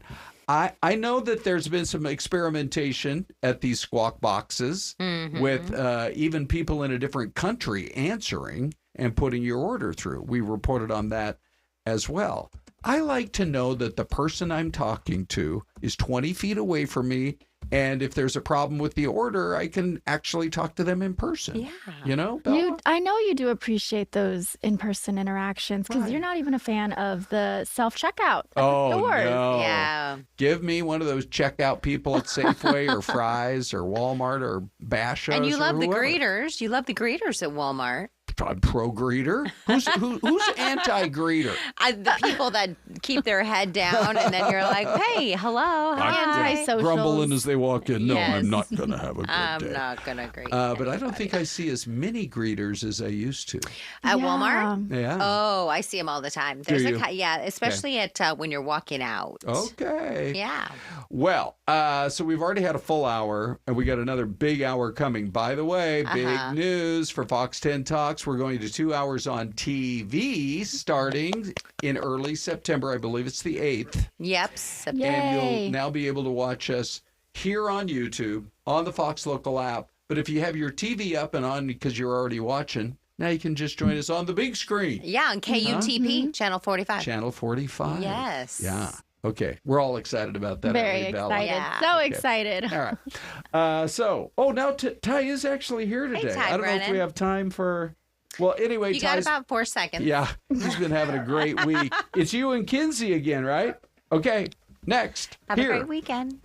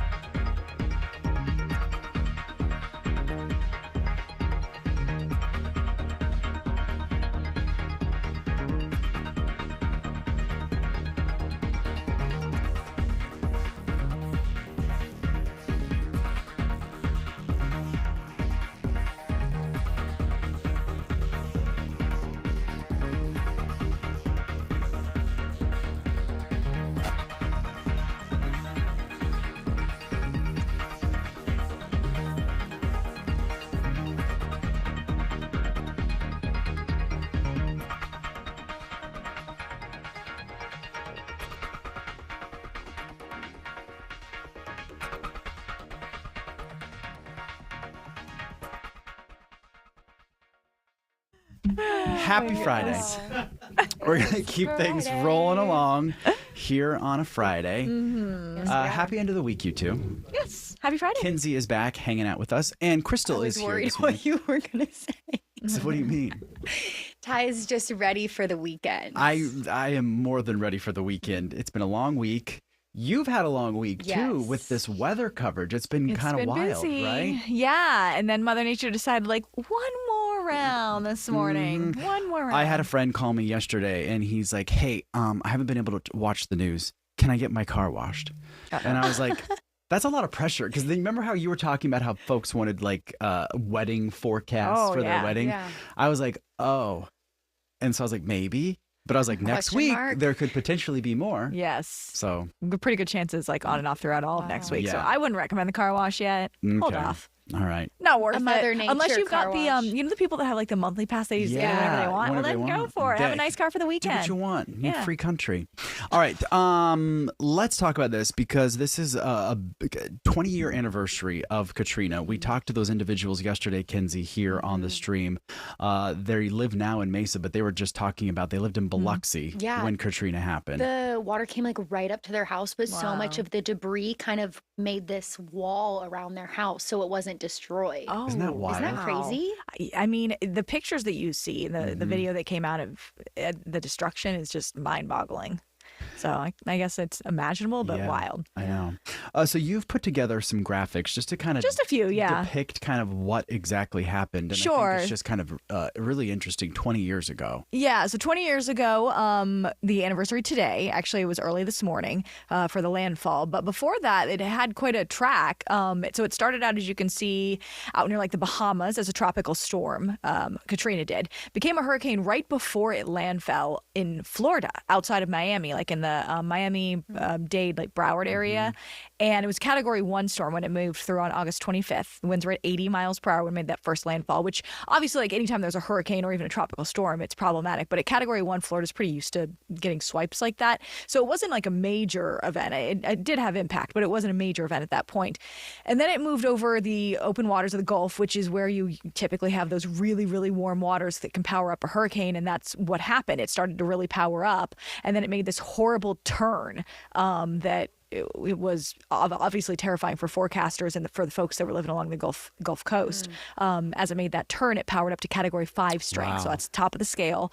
Those winds topped out, I believe, at 175 miles per hour for sustained winds, which is just 175 mile an hour sustained. You can't even like mentally visualize that. When it went off into the ocean, does it that when it usually kind of like dies out, or people expected it to pick back up? Well, it can. It depends on what other like weather features are going on in the general atmosphere at that point. This had a few things at play. There was remnant moisture from a previous tropical, I think, depression, and it just kind of all came together the right or the wrong way, if you want to say. Yeah. And then once it hit that Category 5 strength is when it really made the quick hook up towards New Orleans. I mean, you can see it landfell in Florida on the 25th, and only 4 days later it made that landfall again. This time at Category 3 strength, 125 mile per hour winds on August 29th. So again, 20 years ago in the New Orleans area. And of course, we know the devastation that it caused in two parts, because it was super strong with the winds as well as the storm surge, but also then the levees that broke behind it. So some of the top stats, and I couldn't put everything on here, but the maximum winds that I just mentioned were at 175 miles per hour. That's when it was at Category 5 strength. The maximum storm surge, which is really hard to fathom, was almost 30 feet. And that was along the Mississippi Gulf coastline. And then it spawned, well, I've seen different reports, but the latest report I saw from NOAA was that it spawned, they believe, around 43 tornadoes as it moved up and inland and continued to wreak havoc as it moved inland. I mean, the moisture from it moved all the way up to the Great Lakes, the moisture from this. So by August 34th, because of the levee breach and break, New Orleans was about 80% was underwater at that point, which is, again, just wild. Wow. And I think Brandy, the bookworm, he asked, what were the odds that it took that much of a significant turn, like the storm, when it went up towards? Well, again, it's hard. It's one of those where I wouldn't say there's much in terms of odds to it, because it just depends on the weather pattern nationally as to how hurricanes are guided. They're such big systems that it needs to be a very large scale pattern to stop it from moving one way or to help guide it one way. So it's more how are things set up when a storm hits. I mean, it's kind of like Sandy. that the turn that it made was completely unexpected when it hit up along the mid-Atlantic coastline. But same thing, it just depends on the larger scale pattern as to how hurricanes are able to guide inland or not. And when you talk about that storm surge, I mean, 20, almost 30 feet. Wild. Because hard to even, imagine. Like, picture that. I mean, what is you can't see obviously from the stream, but our roof is not too much higher than what you're seeing on the live screen right now. And that's what, maybe like 15 feet. Yeah. So double that of water. And 43 tornadoes, one. Yeah. Like. Yep, and then rain amounts, I think in the Louisiana area were around like 10 to 14 inches of rain. So you just had like water coming from every way. You had the ocean water, you had the rain, and then you had the levee breach, which obviously was a massive amount of water as well. Yeah. So devastating for them out there. The interesting thing is I just watched something from the National Hurricane Center. They put out a video about what have we changed in those 2 decades. Like what did we learn and what are we doing better now, which I think is really important because National Hurricane Center and NOAA as a whole is doing such great things to try to make forecasting better for hurricanes. Yeah. And it has gotten a lot better. It really has in terms of the cones of concern that they put out. But one of the major changes they made was they used to just give a kind of general idea, 10 to 20 feet of storm surge possible around the Gulf Coast, which is like, okay, the Gulf Coast is huge. Yeah. Now they have storm surge warnings. They get out the info earlier. They also have maps now that I've shown on air before with previous hurricanes where there's a specific storm surge amount, say 3 to 4 feet, 6 to 8 feet, 10 to 12 feet for very small segments of the coastline. So it's much more detailed. And they also have inundation forecasts now. How deep inland may that depth of water go? Okay. So all of these are new products that are out now that we share on air as meteorologists, broadcast meteorologists, and work with the National Hurricane Center. But they're always doing research and working to try to get out more info and be implementing more a better warning system. Sure. Yeah, and that was a big focus. They learned a lot more information from that, unfortunately. Yeah. Wow. Well, Krystal, thank you for breaking that down. Yeah, it's pretty interesting to see 20 years later. I mean, we're still learning some things from what happened. So pretty interesting. Thank you. Yeah, thanks. All right, our next guest, I'm very excited about this. This is the cover of her brand new book. It's called The Story That Wouldn't Die by Christina Estes. This is her second book. And guess who we have here with us on the stream this morning? The one, the only, Christina Estes herself. Hello. Hello, Kenzie. Hi, Good Guy. morning. Thanks for having me on. My agent would kill me if I did not put that up. Oh, yeah. Let's get that right front and center, right? My editor, there. I should say. There you go. There we go. Thank you. Well, Christina, welcome. Let's talk about this book. This is your second book. And folks might be looking at you being like, she looks familiar. Why would that be, Christina? I'm the lady that goes crazy. No, I'm just kidding. No. I'm not Karen, I promise. No, actually, I spent more than 20 years reporting for different radio and TV stations in Phoenix. So that's maybe where... Some people might recognize depending on that where phrase. they flipped on, what year and what time. Yeah. Well, thanks for coming in. I wanted to ask you this because obviously you did what we're doing now. You're a reporter. Were you a writer too? Like, were you kind of, was this in the back of your head? Like, this might be something you wanted to do? Did you know you wanted to write a book? I've always wanted to since I was little because I just love books. Like, I love reading and writing when I was a kid, but nobody ever tells you like how to write a book or like that's not a career path. It's not a sustainable career path to tell somebody. It's sort of like being a musician or another creative. So I think that my interest in reading and writing got me into journalism. But always in the back of my head, I always wanted to write a book. And so finally one day I said, I'm going to write a book. And then 15 years later, I was published. Wow. Yeah, I know. People are like, wow, they think it's going to be like this fairy tale. And then they hear 15 years, they're like, ooh, that's not. Yeah. Did you expect that? Or that's just kind of the process? I did not. I did not. I thought because I'm a reporter and I'm writing every day that I knew how to write a book. And no, it's a whole different thing. Ballgame. So that's a good point because that's what we do. We tell stories. And this is obviously just a different form of a story. And but much longer. Yeah. Can you imagine if we had to write that many pages? That's like a career in pages. stories. They're like, cut it down, a minute and a half. This is a lot. That was one of the most challenging things too, because my writing was like unlimited sparse. pages. But I was so trained, right, to keep it tight, keep it tight. Yeah. And so that was the biggest feedback I heard was like, you need to add some stuff. And usually it's the opposite. When people are writing a book, it's usually you need to get rid of this stuff. Yeah. So, I mean, obviously you kind of draw on your background from being an investigative journalist for much of your career as well. But what I love about some of your books is that there are so many places and things as a Phoenician or an Arizonan that you'll recognize in your writing, which is kind of fun. Oh, thank you. Yeah, so my main character is actually a Phoenix TV reporter, and so she's investigating crimes. And you guys know as reporters, like you're out and about all the time. And so you often are stopping somewhere to grab whatever you can to eat wherever. And so every place that's in there in this book, as well as my first one, are real restaurants that I was introduced to by photographers and people I work with in newsrooms. So they're very special to me. Is there a little bit of you in this too? Well, like told through you. Does that make sense? I'll tell you what, I made my main character from the Midwest because I was from the Midwest, and I made her feel very out of place because I felt very out of place when I moved here. She's 29. I haven't seen 29 for many years. So it sort of ends there. Yeah, that's awesome. What was kind of, I guess, some of your biggest challenges? Because like we mentioned, this is your second book. What did you kind of learn from writing your first one to your second one? And you've kind of difference you've got those too. out pretty quickly too. The second one. Yeah, it was a little tight. I was, you know what? It took a little on the front end for the first one, and then you're like, I'm doing this years, right? Yeah. Were you already working on this one before? I was noodling around in my head, but it's so funny because, you know, we're so deadline driven, right? We have deadlines that we have to meet. And I was up the entire night before it was due to my editor, and I sent it at 5 a.m. because she's in New York. She's on the East Coast. Okay. So she said, I want it in my inbox. I was like, 5 a.m. I was like, hit it. And I was like, it still needed work after that. But I was like, I have to meet my deadline for sure. Now, did you kind of have this idea, like the storyline that you had in the back of your head and then decided to put it from, I always like want to get into like the mind of these people because this is something that I would never in a million years be able to do. So I always get so interested in how authors' minds work, like that storyline. Like, how did you kind of put everything together, the creative aspect? So in this one, The Story That Wouldn't Die, it's actually, the plot is inspired by my reporting of City Hall. So the main character, Jolene, is not convinced that the death of a small business owner was actually an accident because he'd been asking questions about who gets all these lucrative deals at City Hall, and powerful people clearly don't want those questions answered. So wait, can I back up? You liked going to City Hall to do the city council meetings? Oh my gosh. No. Whenever I got those stories, I was like, that's the assignment where you're like, okay, so this is going to go on for 6 hours, and what I need is actually like 3 hours. Oh, you're breaking my heart, you guys.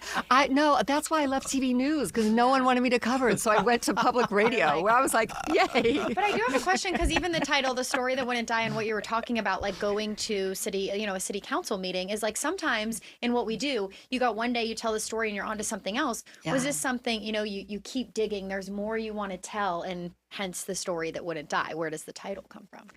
I don't know where the title. Oh, I know where, because I came up with the title.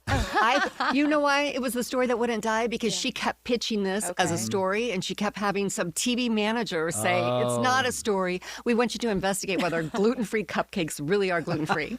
No lie, that's what she has to do. Christina, we have to take a hard break in 10 seconds. Absolutely. Can you stick around, though? Of course, and we'll continue our conversation coming up with Christina. If you have any questions for her, put them in the chat, and we'll be back in 2 minutes.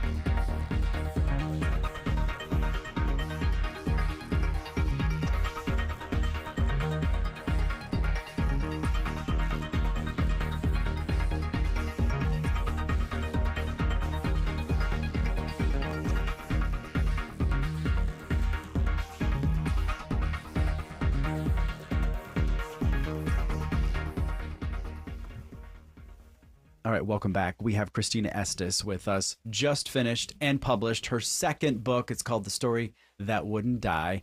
And we've just been peppering you with questions during the break. We asked you so many questions in this random 2 Can anybody minutes. remember them? We need to save this for the chat. I know, we didn't write these I was down. going to ask you, if you weren't tuned in before, a former reporter herself and journalist, did you draw the inspiration of this book, The Story That Wouldn't Die, from other stories you maybe reported on? You do have a good memory, Kenzie. Yes. So The Story That Wouldn't Die, there's a thread throughout it about development and displacement, which is a big issue in Phoenix. And yeah, there were actual stories that I covered that created that sort of plot for me about what happens when somebody sells their property and people have lived there a really long time and the new owner wants to come in and kick them out and build something more expensive. So how does it all start? Do you come up with kind of like an outline, like a rough outline of this is the beginning, middle, and end, and then you kind of fill in the blanks, or how does it? Yeah, is it how like does you all pitch work? it like you would in a, newsroom meeting, or a little different? And get rejected left and right. Yes. We don't like that. That was why it was 15 years. I'm not like a detailed outliner, but I do need to know like kind of generally what the story is going to be. Sure. So I really created my character first because I wanted somebody I could relate to, and I'm writing in first person, so I can remember. So Jolene is a 29-year-old reporter from the Midwest. So I remember being a 29-year-old reporter from the Midwest, and so I'm able to sort of pull on those experiences, and then from there, just kind of thinking about things that I've covered. And I oftentimes am thinking about it so much that when I finally open my laptop, I'm like shocked that there are not words on a page. I'm like, but it's How did that happen? Yeah. I know. Translating But that must be it the hardest over. part, though, going from here to here. Yeah, like you almost picture it maybe too. Yeah, and then yeah. Kind of And I'm having like, to, telling that to for a viewer, a reader. I'm like, my mind's in the other category, but it is for a viewer, reader right? to- Because you want people to Visualize it as well. When I talk about the restaurants in Phoenix, I want people to visualize it if they don't know it, and if they do know it, they're gonna love it. And if you know, do you know Luana's Coffee and Beer? It's at 15th Ave and Thomas by Phoenix College. No, we gotta go. There. Well, you have it's to read like also you're giving great recs, right? Well, Favorite yes, spots. but the book actually, because of the book, they now have a secret menu item. Oh, is that in the book too? Well, that's because it's if you read the book, you'll know what to order. So there's like there's a story behind hidden it. clues in here. Yeah. That's cool. And you mentioned something about the photogs always know like the best restaurants. That is so true. Oh yeah. If you ever In work with any Joe area Tillman, who of does our Valley. drone zone, he knows all of like the little hidden gems. Yeah. And I'm like, Joe, I don't want to eat here. This looks a little sketch. Best food you'll ever have. Yeah, because you never know where a story's going to take you. And I'm like, I don't live over in this area or come over here. He I knows ate like every some restaurant. the best Chinese food I've ever had in Surprise. Really? Covering a story. Ooh. I You have don't to remember. tell me. I can't remember. I can't remember where it was, but place. it's those little things. But how That's fun! awesome. So is it mainly her work life? I know we have to go, but mainly her work life, or there's more outside of work going on? She needs more outside of work for sure, and it's this is a really good book because she's very much evolving as a reporter and a person. So there is she's got a nosy neighbor named Norma. So and she has a pet goldfish named Oscar. So I love the names. She has some people she's chatting with. How fun! I love that. Where can people get it? Yeah. Wherever books are sold. Thank you very much. I love that. And you said that there might be book 3 and 4 maybe down the pipeline. What are the thoughts, the inspiration? We can't Can give you it away, share? Kenz. No. Maybe you have to come back. No spoilers. Yes. Definitely based in Phoenix. I love that. Love it. Well, thanks for joining us. Thank you so much. All right, Thanks. here is the cover of the book one more time. If you want to get your hands on this, as Christina mentioned, it is sold at all bookstores around the country and on Amazon. Christina, thank you so much for coming in. We're going to do a little switcheroo. Christina is making her way out. Thank you again, Christina. Thanks. So we all know we have tie here, but yesterday was National Bow Tie Day. Yes. So we're going to learn how to tie a bow tie. You might have been with watching tie. yesterday, and we were supposed to have you on, but then we had that car chase. We had a car That chase. was excitilization. It was. So we were like, Who we got doesn't love a good car chase? We got to get back. Ty, did because- you practice last night? No. Me neither. I should have Googled how to tie a tie. You too. Do I need to take off my real It would tie? help. Yes, Okay, I hold was on. going to say you might want to lose your real tie. normal manly tie. I do want to And ask, you have a lot of bow ties. Where do you draw your inspiration? How did this get started? Funny thing is, this is my second go round here at Fox 10, Okay. and when I was blessed to be promoted, I guess if you will, to producer, of the 7 a.m. back in the earlier 2000s, I decided to just start wearing them. It just became a thing, and then I just started doing it, and then carried it on. And at the school when I was teaching for those 3 years, I would wear bow ties a lot to the school. I love it. It became a thing, and kids caught on with it, and they're like, "That's really cool." So you're the master of this. I guess what I did was I just Googled went on YouTube, and you taught yourself. British gentleman. Wow. Had a great tutorial, and I was able to figure it out, and here we go. Went on rolling. So all right, I'm like can I do the nervous yellow for one? some reason. I'll go ahead and undo my own. Okay, so I can help. Right, I gotta take this off. And you don't have a shirt, but that's okay. It's like a necklace. You could probably figure it out. Okay. Also, I feel like this is like a little bit of a lost art. Is that fair to say?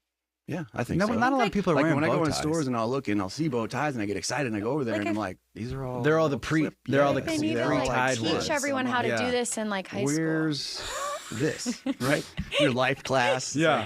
Here's how to balance your checking I feel account. like it's And tie a bow tie. Okay, Orville Reckenbach. What is the Orville Redenbacher? Yeah, Yes. Orville Redenbacher. And then I said Blippi knows how to tie a tie. You know Blippi, the yes, cartoon? I was watching during the meeting and you brought it up yesterday, and she's over here like Blippi. No, I brought it up, and Oh, he you was brought like, up Blippi? I "Who's don't know who Blippi?" Blippi Because I said is. Oh, okay. he looked like Blippi. you do. If we should have him do Blippi for Halloween. Oh boy, He's not gonna like Halloween this when he costume. looks it up. Okay. Anyways, bow ties. Good morning, chat. Hello, everybody. Hi. So, if everybody who was You watching guys yesterday, can try this wondering, at home too. If you got I guess just you could probably. No. No. They both maybe laughed not. at me. Anyway. Okay. So you got your bow tie around your neck, right? Okay. So you want to take one side. Do they have to be even? No. No, you got to drop it like maybe One like an side. inch lower. Okay. Doesn't matter what side. No. Okay. I don't believe so. Okay. I always go with my right because I'm right-handed, so I guess Okay. do the same. I guess if that works for you. Oh, so you I'm take the gonna- right I'm gonna side. do what you do then. Yeah. I Okay, make then it like what about do an we inch do? longer, Okay. and then you just cross them. Which What one side? goes over the top? The longer one over the shorter one. Okay. The So- longer one over the shorter one. Yeah, Okay. kind of hold it there, right? Okay. Okay. Now take that longer one, and you're gonna go underneath. Underneath, which out the one. top. Yeah, and out the top. Okay. And you're gonna be up here now by your face. Yeah. Okay, up by the face. So just kind of you just let it go, right? Because Angle. you To take the- the shorter to the one. side. Shorter one. So you're underneath one. Which way? My Oh, under- I got it. I got it. So yeah, you took the long one, you went underneath, right? Yeah. And you have it up here. So yeah, now this one in your hand. Yeah. I'm so lost. Did you? Yeah. The No, one no, up. no, no. The one this now. one. Throw that one over your So this shoulder. one. The Yeah, top no. one, put it over your shoulder. That's right. There you go. People Now are this is yelling the at one. me. No, this one. No, the bottom Yeah, one. you're right. You got it. Did I do it the wrong way? No. Yes, the bottom one. So this one that you pulled up and through. Amazing Yeah, fit. okay. Keep it out of the way. Yeah. I Oh, never okay, do okay, this okay, 'cause I'm Yeah, just used yeah, to yeah. doing Gotcha, it. Okay, gotcha. that's what I Okay. did. And then what you have left is this piece, right? And just go ahead and fold it into your little. Okay. See? So now Okay. you have your triangles in place, Okay. right? Right. Okay. Take this one back over top. This is hard, Jeff. I feel like the double chin is not very flattering of like looking down at what I'm doing. Okay, sorry, go ahead. Right. So now you got your middle. My microphone is in the way. All right. So like Okay. this. Okay. I And feel like then we're doing Through the good. back, you're gonna have a hole. So push Oh, this up I through the found hole it. in the back. Okay. Wait, where do I have a... There. Okay, where does it go? In the back. The Oh, concentration no. on our face, Kins. I can't see. It is kind of. I will say. Wait, we wait, should have brought wait. mirrors so you could have. How your- did you? Wait, you just skipped a whole. Look at mine. Oh, that was the last step. I feel like mine looks pretty That decent. is not- that Wait, is- show mine. It's on the right track. Kins. So It's a different version, but I think it's kind of cheap. we You're on actually the right did this track. on air a year ago, and I'm just ties can't came move out or virtually mine's the gonna same come way. out. Actually, if I remember correctly, I should have kept. I the just clip. can't move. Mine looks like an what is It's close. How did you Because make what's yours happened is- tight? Yeah, then you have to basically what I do is then I kind of just pull them This. apart like this. I think I'm like scared to do You know, like you're that. kind of like sliding Oh, them oh, left oh. and right until I get it to a tighter position. Yeah, I do that when I tie And my then- tie in the morning. This is my first time actually doing And this. there you are. Now you Oh, have wait, it completed. That's not. I think. Who did it better? No, Yeah, between me and Ty. you're pretty close. I mean, you're Hers is much closer than I Once you am. get it, excuse I'm me. just kind of nervous to like So, ruin like you it. had it right. You Wait, I up, think I'm Help, making Dad. progress. over. Little philosophy is Kinsey's looks like a Christmas gift. I am good at wrapping. It's just getting Yours is obnoxiously larger. large. Yeah. What do we I crossed- think? I don't hard for know. me Oh, to there's do. the camera. Other people's. A little tight. That's what I think I didn't do right from the get-go. People in the chat, do you guys know how to tie a bow tie? Oh, don't be. I messed it up, but look. Okay. It's hard for me to. Now It's yours definitely looks better than definitely difficult to mine. do for someone else, but I like Where that. did I mess up? I look like a professor. I will say when I was first trying to learn it, I literally was starting to cramp in my because I'm holding my hands up like this for so long and getting frustrated in the mirror, trying to get it, and I'm like, my arm starts getting like dead. I'm like, oh, I gotta shake this out, get the blood flow moving again, and then I get back to doing this some more, and I'm like, yours looks really good. Wait, move the mic so they can see look it. at that. What kind That of looks really So there good. it Just is. don't come back to mine. Kenzie's turns out nice. Do we have a picture of what ties looked like before? oh, I wish. Jack, No. you did it for me. Well, I still got to What's fix it a happening little back bit. here? Yeah, no, I think I might have gone the wrong it's like way, a but little personality. it has to get close and There we tightened. go. All right. Thank you. We got it. We're Desi. pretty Ty close. looks like he churns ice cream. But it's really good, though. Delicious ice cream with the bow tie. Oh, so Jeff. it just kind of started. It was Like an old school ice cream. a trip shop. through California. If you ever been out to You're what is back it, the to your- Cabazon Oh, wait. outlets or whatever? I should have done a switcheroo. You should have done a and switcheroo and just nobody would have put on the known. clipped-on one. Yeah. Or you This can is Ready? just cheat. Ready? Yeah. 1, 2. There you go. No one's going to know. Yeah, quickly change, and then you've got a perfect bow tie. Don't switch yet. A for effort, we're getting someone saying. So yeah. I'm going to stick with my old-fashioned tie. Anyone out there prefer bow tie or regular tie? Chat, what do you say? If you had to dress up, you had an occasion, or you wanted to just have fun Friday, are you going bow tie or regular tie? I'm going regular tie. Either, so. Or I no just tie. that comment is cracking me up though. Little philosophy. Ty looks like he churns ice cream, but it's really good though. The ice cream is really good. What defines or the- churning I good don't ice know. cream? I mean, Oh, who's ice cream? man. Who's making? It's definitely What? Friday around here. So yeah. Yeah, what's everyone doing this weekend? Chat. So there you weekend go. You're ready We to have go. 1 minute. Yeah. I know. What are you doing? Oh, you have to work. I'm not this weekend. I am Oh. working Monday, so I don't get the long weekend. But I'm making the drive up to Las Vegas to go see my husband. Oh, nice. So I see the gas prices are lower. So whoop-de-doo for me. They said nationally gas prices are lower, But not here in Phoenix. Phoenix. They're a little bit Yay! above the. That's the never average. the Oh, do never you want the this case. back? No, I'm good. I'm just gathering. Kenzie, I'm right there as we with run out you, of and time, but mine it's would fine. be. we're all- Thank you, Jordan, We're heading for off making for me feel less vacations. alone. Not really. You guys Ty are both is. off. Ty's going away. Ty and his way bow away. tie are going. I'm on vacation. Me, for a I just while. found out today that like I said in the meeting, I said I'd learned this morning I have Monday and Tuesday off, and I didn't. Hey, it's like I a forgot. surprise. That is a good It was a surprise. That's a great Friday surprise. surprise. Fantastic Payday Friday, surprise. and oh, by the way, you're off Monday, Wow. Nothing better. Double whammy. Kenzie, thanks for hanging out with me this whole was so week. That was fun. fun. It was. Yeah. And I get to do happy stuff, unlike Some days when I'm usually you're on here. All right, have a great weekend, everybody. Des and Ron are next.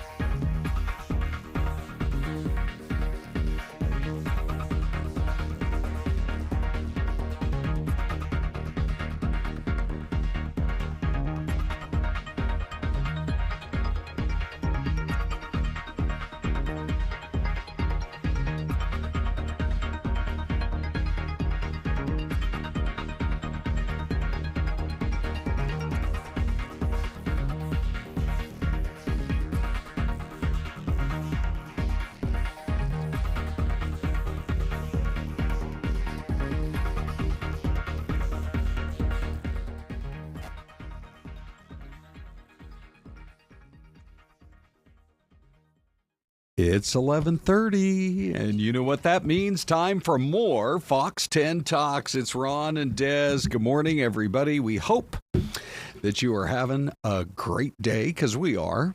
Des, I loved your story out at ASU with the new, it's not really a party boat. It's not a big old ferry. What is it? I'm sure there's people on there going to take the party to the boat, but it's not meant to be that. It's a water taxi for games at Mountain America Stadium for Sun Devils. I think it's a brilliant idea. I think so, too. I mean, if you don't want to deal with the hassle of, trying to find parking close to the stadium, you're going to park at the watermark. They have a giant parking structure, so you'll park there $5. $5. Yep. And Compare then that if you're on the other side of the water. Right, It's but you do probably need a ticket to get on the $30. water taxi, so that's $15. Okay. So that's $20, Right. altogether. But Do they validate at the watermark? Well, they got a bunch of restaurants. They should, right? Yeah. 100 Mile Brewing then offering $5 pints. So $5 pint, $5 to park, $15 to take the water taxi right over.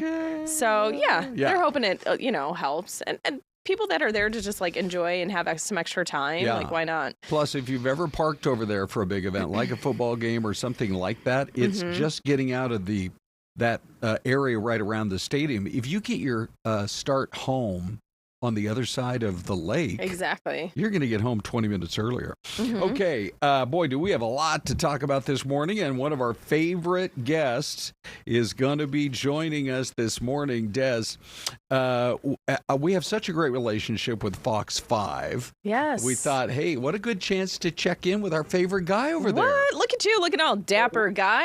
I love that suit. Well, how did I get that dubious honor to be your favorite guest? I'll take it, though. Well, Happy Friday. Sure. Happy Friday. Man, yeah, you are looking sharp, that's for sure. There's just so many things going on in D.C. today, Guy. We thought we would start, actually, with this kind of breaking story coming out of the courthouse here, not too far away from where you are right now. The president's attempt to fire a Federal Reserve governor, and it's high stakes on both sides, and what's been happening just in the last couple of hours. Yeah, so you see, let me see, it's this way. That road right there, right behind me, that's Wisconsin Avenue. If you take that all the way down south, we're in Bethesda, just about a mile outside of Washington, D.C. That leads directly down to the nation's capital, and not too far from there to your point, sir. You are correct. Yeah, Lisa Cook appearing, or shall I say her attorneys appearing before a judge today. What's really interesting about all of this, and what we need to keep in mind, is that the judge that is overseeing this case, in essence, was appointed by Joe Biden. So a lot of folks are saying, well, hold up, wait a minute, what's going on? Well, I'm going to tell you, in this case, both attorneys walked into that courtroom. They then asked the judge to side in their favor, to which the judge mulled over their discussion, if you will, their arguments for at least 2 hours or so, and then said, you know what, guys, we're going to table this for the time being. We will have more written arguments to be submitted on Tuesday.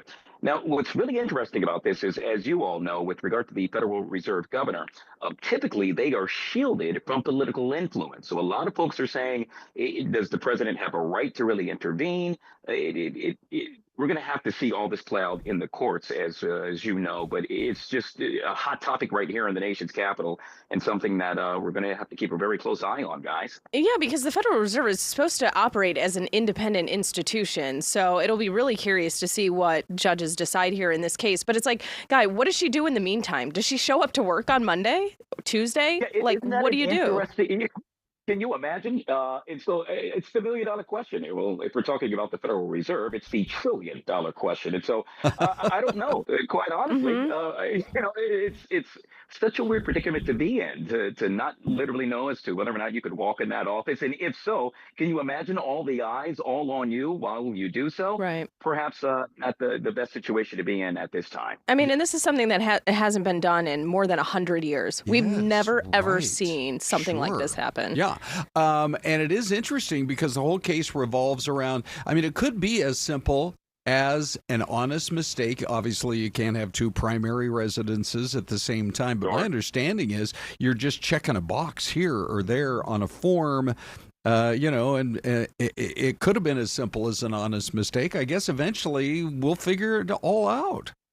Yeah, but at the same time, let's be real, guys. This really just boils down for with regard to what took place with the Fed Chair Jerome Powell and him not lowering rates as of yet. Obviously, that has not made the president too happy, and so many are stating or are speculating that all eyes happen to be on the Fed, and if he can pick at any particular thing, well, he will do just that as a result of these interest rates not being lowered. Yeah. Okay, so let's shift to the next topic, Guy. By the way, we have Guy Lambert who is joining us. He's been a guest more than once here on our streaming show on Fox 10 Talks. We love to get his perspective.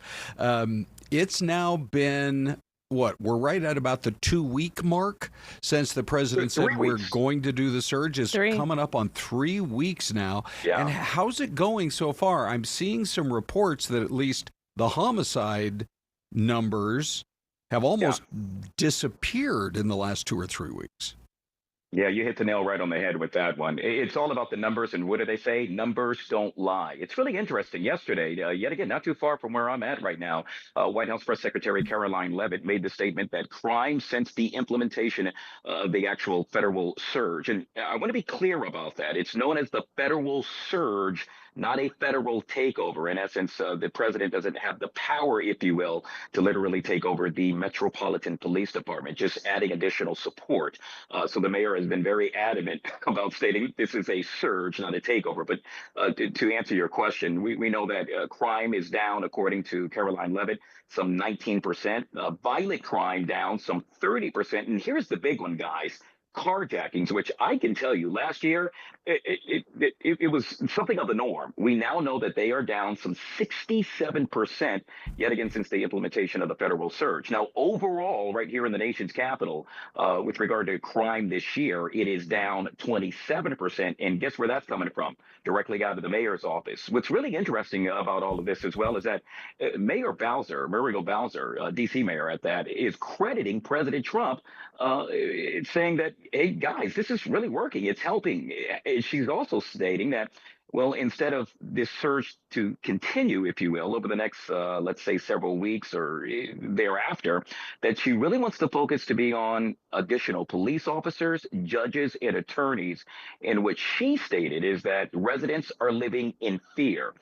That perhaps is the only negative comment made about this federal surge, if you will. Outside of that, I got to tell you guys, it appears the mayor, who is a Democratic mayor, is siding with the president.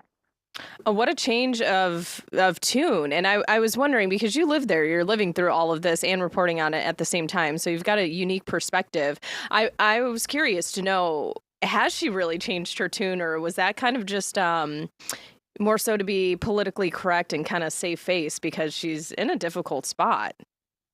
Yeah, very difficult. You know, I said this last time I was in. I thought it was a rather unique and very interesting approach to what the president was doing. At no point did she use rhetoric that really suggested that she was against it. As I just stated, one of the things that she keeps on reiterating is that residents are living in fear. And so obviously she has to you play to her constituents. But at the same time, to your point, there's not too much that she can do. And as she and the police chief, Pamela Smith, have both stated, they have always asked for federal assistance. In this case, it's the way it was done. That's rubbed a lot of people the wrong way. Well, before we let you go, I have heard that, and we've been talking a lot about Katrina today, 20th anniversary today, that you've got some recollections. Were you actually in New Orleans on that very day? Yeah, it's hard to believe, but yeah, God, and I know I look 20, so I would have to be 0 at the time. Hey, Guy, I'm just going to say it, black don't crack. I mean. About 25 years of that, by the way.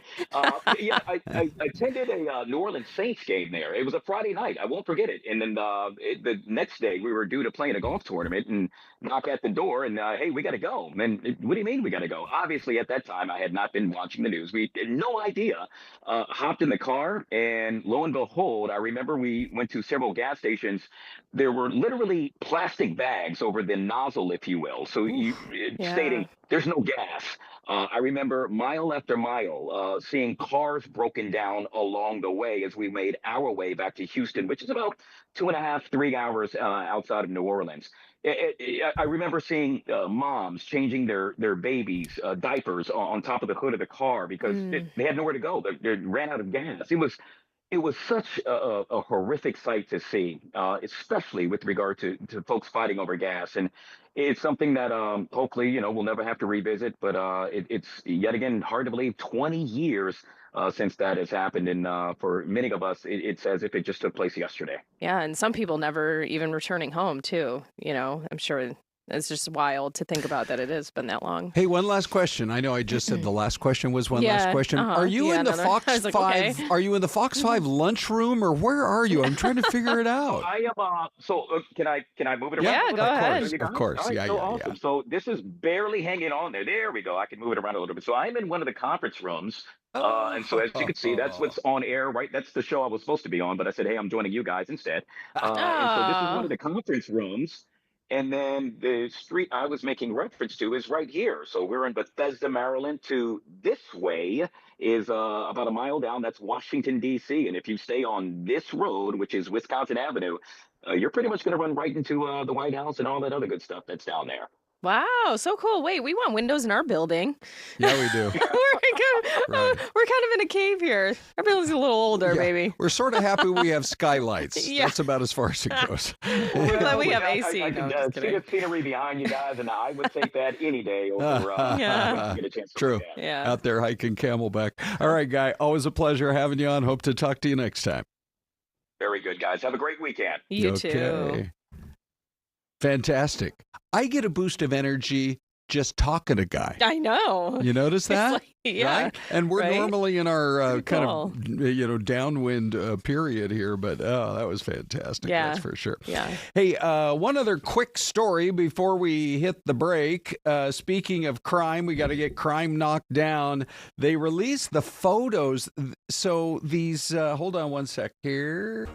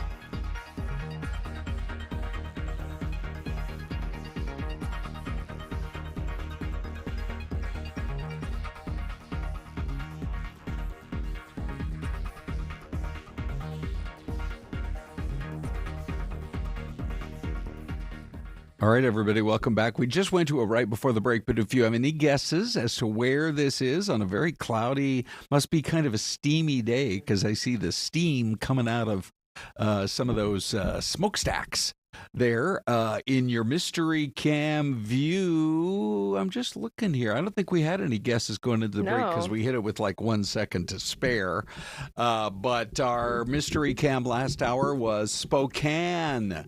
And the site of the World's Fair in 1974, they called it Expo 74. Darren, who jumped on to say good morning, says that could very well be Pittsburgh, PA. It's far enough away that I think that's actually an excellent guess. That's a good guess. I love Pittsburgh. Been there a couple of times. And I could see where that could be a really good guess. Let's see what else we got going here. We have Frankie. Kentucky. With Kentucky. Little Philosophy I says could also, North Carolina. hang on one sec here. Go for it. What were you saying, Bella? Little Philosophy says North Carolina. Okay. I could see all of these happening. I see a river, right? Do I see the river that bends from the far right and then kind of disappears off to the left? So Desi T8 says Detroit. Okay. Yep. Sure. If it's on the if that view is on the Canadian side, you look across the river. All right, Des. Let's see. I guess I'm going to go with Little Philosophy with her North Carolina guess. Okay. All right. I'm going Pittsburgh. Okay. All right. It is. Oh gosh, it is none of us. It's Tulsa, Oklahoma. Oh, is that right? I always like to go back. Sometimes I'm so surprised. Yeah, Tulsa. Yeah. Living on Tulsa time, that's for sure. There you go. Hey, Bella joins us this morning to dig into just a little bit more about this this story of a family that was just hit by a tragedy. But the mom in this case, Bella, happens to be one of the more prominent social media influencers here in the Valley of the Sun. Tell us what you've learned about it. Yeah, so Emily Kaiser, she is a very influential and popular influencer, mom influencer. She posts a lot about her and her family and her children.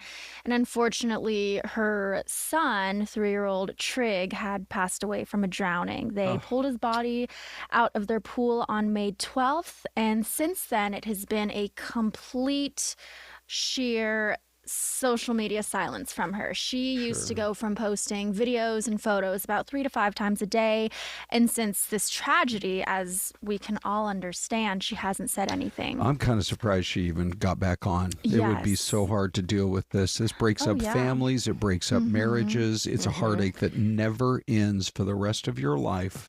You just have to try to figure out how to deal with it. So what did she say? Yeah, so yesterday she broke her near almost 4-month social media silence, and she posted a photo with just a lot of words on it. And in this post, she takes full accountability of the situation.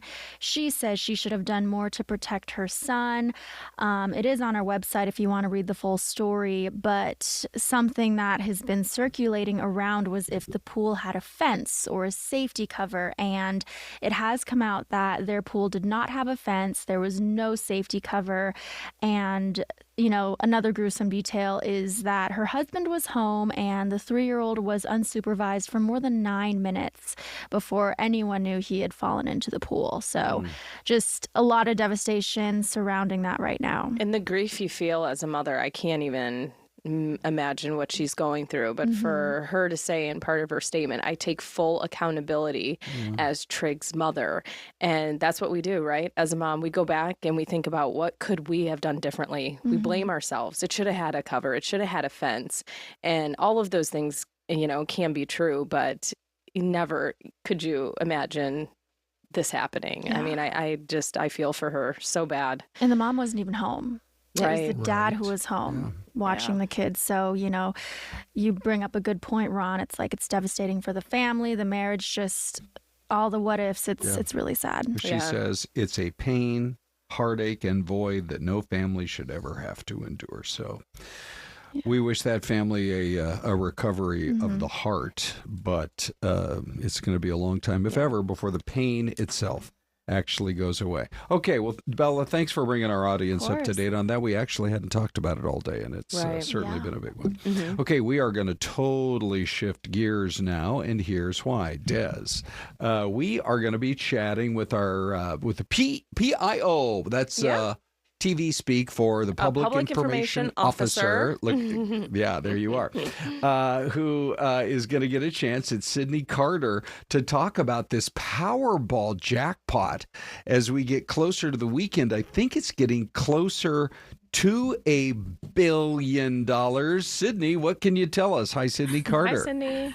Hi, thanks for having me. Yeah, so we're excited. The jackpot was just increased from 950 million to $1 billion. So we're at that point right now. Yeah. What? I'm like Tom Cruise on this Friday. Show me the money, baby. I know, right? From the Jerry Maguire. I don't know. Did that go over everybody's head? Just me. Yeah, so super exciting. But we did have some smaller winners in the Valley. So that was exciting. And we had $1 million winner out in Gilbert, small. Right? Yeah, small but kind of big. I would say $1 million is still big for me. So that's more than I got. I'll take it. Right. Exactly. Yeah, we had $1 million winner in Gilbert, and then we also had $1 million winner in Chandler earlier this month. And it's actually been a while since we've had a big winner. I mean, a mega winner here in Arizona. Yeah, we had the last winner in Arizona for jackpot was in April of 2022. So it's been quite a while. Yeah, for sure. So walk us through the strategy here. Come on, give us some insider tips. Just put in what numbers feel good to you. She's like, yeah, for sure. So does the excitement grow? You can just almost sense it statewide. There are a lot more people now are going to be jumping in doing office pools, etc. Does the excitement level even kind of grow a little bit there at the lottery offices? Yeah, for sure. With all of us, we're excited to see our players come in. Even those $1 million winners. We actually just had one come in a little bit ago just to claim their prize. So to see their excitement, it really just gets us excited. And like you said, we're seeing a lot of more people playing, which is why that jackpot was just recently increased. So a lot of good excitement going on within our agency and then, obviously statewide. I'm glad you just mentioned that. I was going to ask you, okay, serious question here. Let's say we win. What does that person do next? Like, that's a lot of money. So what's the walk us through the logistics of that, claiming the prize. Yeah, you would, just come into our office to claim that prize. So, when wins over $600, they automatically have to come in or mail that ticket back in. But when they do that, a lot of people do take some time to do that just because, some people like to get things in order in that time frame. Or some people just kind of come in and say, hey, give me the money right now. So it's all up to personal preference, just what depending on what people end up doing. Anybody in your office done the calculation yet? So you could get $1 billion or you could take the lump sum. Has anybody figured out what the lump sum would be? Yeah, the cash value right now is at $453 million. So a little bit less than half, but still obviously a ton of money to win there. Yeah, that's great. All right, Sydney, we're excited too. We'll all be chatting about it one way or the other come Monday. Either we have a big winner, which we hope would be here in Arizona, or we have an even bigger jackpot going into next week. Mm-hmm. Absolutely. Okay, thanks for your time. Thank you all. Thank you. Thanks, Sydney. Hey, I just thought, Des, that the next drawing is Saturday night, correct? Yes, yeah, right. Someone just asked in the chat, when is the next drawing? It is Saturday night, Frankie D. Yeah, and it's so cool that they were able to get that figured out and announced here at 11 o'clock in the morning in this hour on a Friday, because office pools are a big deal. I won't be surprised when we go back over to the newsroom if somebody's putting one together. Yeah, right. Who dropped the ball on that? We were playing a while back. I know. And we haven't. We're sort of we gotta get that going again. In the $1 billion club, waiting for the big numbers. I think we have the video. Do we have the video, you guys, of the truck that backs up and accidentally goes backwards right into the river? Okay, let me just roll this here. Here we go. So the story goes like this. This is back in Massachusetts, and it's a teenager. And right here, all you have to do is hit the brake, but watch. Up, over, and right down. He was probably texting. Right, yeah, no kidding. Right down into the river, and I'm like, whether you know very much about driving or not. I mean, it was a teen, by the way. The surveillance video in the Marshfield Town And that Pier. drop, it was a pretty... nice drop down. What was it, like 50 It was about feet or so? About 15 feet, yeah. 15? Oh, I thought it was 50. Yeah, but even that, 50. it's more the length of the truck and all of it. But what happens right here? Gee whiz. Okay, I don't know. Who knows exactly? The guy did escape from the truck, swam to safety, as we always love to say on stories like that, Des. No one was hurt. Yeah, he's lucky. He had to escape out the back window. Yeah, I know. I hope that's not mom and Crazy. dad's truck. Yeah. Can you imagine that conversation when you get home? I know. What your parents are going to sit you down and say? Yeah. Okay. Hey, we're almost out of time, but we got to talk about The Wizard of Oz. I know this is a story you were really interested in, Des. Me too. I'm fascinated by The Wizard of Oz. Always have been since a kid. But, I was just in Grand Rapids, Minnesota, which is the home of Judy Garland. And they're still bummed out about the fact that the red ruby slippers were stolen. They've since been recovered, by the way. And the guy that owned them put them up for auction for $28 million. Wow. But now you can see it at the Sphere. Almost maybe more than a concert. To see something on that screen enhanced and maybe redigitized and everything else is going to be amazing. Incredible. I mean, I got excited for this because who doesn't love The Wizard of Oz? Come on. Right. And then in the Sphere, you're going to feel like you're part of the movie. But I thought it was interesting. Ron, I know how frugal you are. Thank you. Tickets start around, I think I'm trying to find where I saw around 100. Right 109. 109? Yeah. Couldn't they do 99? I'd feel better about 99. I was going to ask Ron, are you going to buy a ticket to go? Well, first of all, where are the good seats in the Sphere? I mean, probably everywhere. Is there a bad seat in the house? I don't think so. If it's a concert, you want to be right down front. But yeah, right. Where does like a $300 ticket get you? Yeah, and if you're going for a movie, I think you want to maybe be a little higher up. I don't know how exactly much do you think popcorn is there? Oh, see, right there. Like 30, 40, 50 a bucket? It better be like Harkins where you get the refill of the bag if you get the large. I'm thinking they probably wouldn't have refills, but I would be surprised if Dan Harkins watches our streaming show and is working on bringing a Sphere-like theater to Arizona. Cool. But you know what? We just had a producer go and watch Backstreet Boys there. Yes. I've never heard anyone come back from the Sphere with a bad experience. Oh, my gosh. Check it out. Okay. Hey, thanks for watching today. We really appreciate you guys in the chat box. We'll be back Monday with Fox 10 Talks.